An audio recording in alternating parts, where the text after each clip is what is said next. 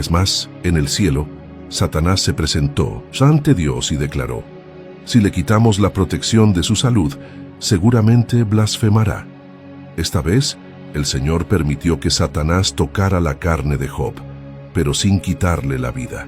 Así, Job fue afligido con llagas malignas que le cubrían el cuerpo desde la planta de los pies hasta la coronilla, haciendo que su consuelo fuera un pasado lejano. En un acto de desesperación, tomó un trozo de cerámica y, sentado sobre ceniza, se rascó las llagas que le recordaban con cada rasguño el peso de su sufrimiento. Cuando su esposa, abrumada por la desesperación, lo miró y le dijo: ¿aún mantienes tu integridad? ¿Por qué no maldices a Dios y mueres? Job respondió con firmeza: hablas como un necio. ¿Recibimos el bien de Dios y no recibiremos el mal? Así que mantuvo su integridad, negándose a atribuir cada flecha de dolor a la ira de Dios, entendiendo que solo el Todopoderoso mismo podía determinar la magnitud y el propósito de sus aflicciones. A pesar de las circunstancias, la sed de justicia de Job permaneció viva, pero se negó a convertir su sufrimiento en blasfemia. La noticia de la condición de Job se extendió rápidamente por las tierras circundantes, y 3 amigos, Elifaz el temanita, Bildad el sujita y Zofar el naamatita, se enteraron del desastre que había azotado a este hombre justo. Movidos por la compasión y una antigua amistad, compartieron el viaje en silencio, reflexionando sobre qué decir ante tanto sufrimiento. Al llegar lo vieron sentado en cenizas, sin palabras, y cada uno de luto se sentó en el suelo junto a él. Ni siquiera se atrevieron a abrir la boca, pues comprendieron que el dolor era demasiado profundo para ser consolado con simples palabras. Durante 7 días y 7 noches permanecieron en silencio, compartiendo el peso de un dolor inexplicable. Solo después de este duelo silencioso, Job, angustiado, maldijo el día de su nacimiento, deseando que ese momento nunca hubiera existido. Pronto, el diálogo maduró y adquirió los contornos de un debate teológico. Elifaz, con voz suave y una lógica que parecía inquebrantable, sugirió que todo sufrimiento deriva de una culpa oculta. ¿Puede un hombre sabio tener más entendimiento que Dios? Piensas que tu angustia nunca te llegará, pero ¿acaso un hombre malvado sería elegido para vivir sin angustia? Considera ahora, ¿acaso la calamidad no viene del Señor y el temor no viene de Dios? A sus palabras, Job respondió, proclamando su inocencia, cuestionando por qué, aunque no había pecado, estaba afligido. La conversación continuó así. Elifaz acusó. Job se defendió. Elifaz insistió una vez más en la necesidad del arrepentimiento. Entonces Bildad entró en la discusión, planteando conceptos similares. ¿Acaso Dios tuerce su juicio? ¿No es grande tu iniquidad? Y Job, sintiéndose cada vez más incomprendido, multiplicó sus quejas, pidiendo que se escuchara su causa y lamentando la indiferencia de Dios.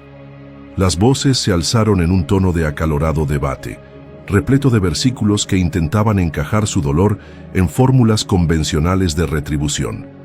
Si eres puro, Él se acordará de ti, y mirándote, con favor, restaurará la morada de tu justicia. Job, a su vez, negó haber cometido ningún error que justificara tal persecución. Y al final, cuando Zofar, el más incisivo, entró en el debate, acusó a Job de hablar demasiado y ocultar pecados profundos, sugiriendo una confesión inmediata. Job, desgarrado en su interior, sintió el peso de la falsa acusación y anheló un mediador entre él y Dios, alguien que le explicara directamente la razón de sus heridas. En medio de las palabras, resonó el estallido. «Oh, si me diera un chivo expiatorio que me pusiera la mano encima, un intercesor humano entre mí y el Todopoderoso, porque cambia su ira para que no me consuma, me golpea un poco, luego retira la mano, y hay una ligera sombra para mí antes de volver su rostro contra mí». Era la expresión de alguien que se sentía abandonado, sin comprender, pero que aún mantenía la esperanza de que Dios escucharía su clamor. Sin embargo, durante todo ese debate entre amigos, surgió una pregunta fundamental. ¿Acaso los hombres al juzgar los planes de Dios, poseen una comprensión superior?